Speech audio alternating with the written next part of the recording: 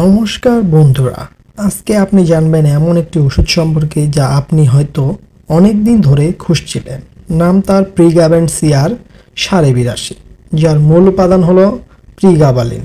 এই ওষুধটি কেন ব্যবহার হয়, কিভাবে কাজ করে এবং কারা এটি সাবধানে ব্যবহার করবেন, সব কিছু জানতে ভিডিওটি শেষ পর্যন্ত দেখুন। অনেক অজানা তথ্য আজকে আপনি জানবেন। ওষুধটি কি, সহজ বাংলায় জানুন। প্রিগাবেন্সিয়ার 82.5 mg হলো একটি নিউরোলজিক্যাল পেইন রিলিফ ওষুধ। এর মূল উপাদান প্রিগাবালিন, যা আমাদের মস্তিষ্কের স্নায়ুতে ব্যথার সংকেত কমিয়ে দেয়। সহজভাবে বললে, এটি এমন এক ধরনের ওষুধ যা স্নায়ুর ব্যথা কমাতে সাহায্য করে। কোন রোগে কাজ করে? এই ওষুধটি সাধারণত নিচের সমস্যাগুলোর জন্য ব্যবহার করা হয়, যেমন ডায়াবেটিস জনিত স্নায়ুর ব্যথা, হেরপিসের পরবর্তী স্নায়ুর ব্যথা এবং মেরুদণ্ডে আঘাতজনিত স্নায়ুর ব্যথা।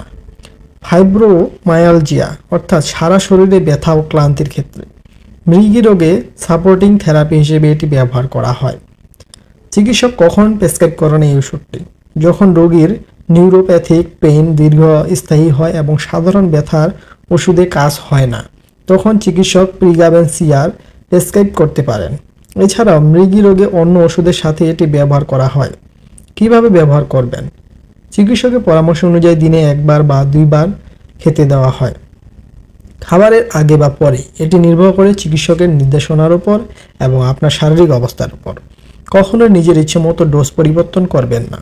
পার্শ্ব প্রতিক্রিয়া থাকতে পারে, যেমন কিছু সাধারণ পার্শ্ব প্রতিক্রিয়া হলো মাথা ঘোরা, ঘুম ঘুম ভাব, ওজন বৃদ্ধি, হাত পায়ের ফুলে যাওয়া, মনোযোগের সমস্যা। যদি পার্শ্ব প্রতিক্রিয়া বেশি হয় তাহলে অবশ্যই চিকিৎসকের সঙ্গে যোগাযোগ করুন। কারা সতর্কতার সাথে ব্যবহার করবেন? গর্ভবতী বা স্তন্যদানকারী নারী, কিডনি রোগে আক্রান্ত ব্যক্তি, মাদকাসক্তি বা মানসিক রোগের ইতিহাস থাকলে, বয়স্ক ব্যক্তিরা। এসব ক্ষেত্রে চিকিৎসকের পরামর্শ ছাড়া ওষুধটি গ্রহণ করা উচিত নয়। প্রিগাবেন্সিয়ার 82.5 mg একটি কার্যকরী ওষুধ, তবে এটি ব্যবহার করতে হবে চিকিৎসকের পরামর্শ অনুযায়ী। ভিডিওটি ভালো লাগলে লাইক দিন, কমেন্টে আপনার মতামত জানান এবং চ্যানেলটি সাবস্ক্রাইব করতে ভুলবেন না।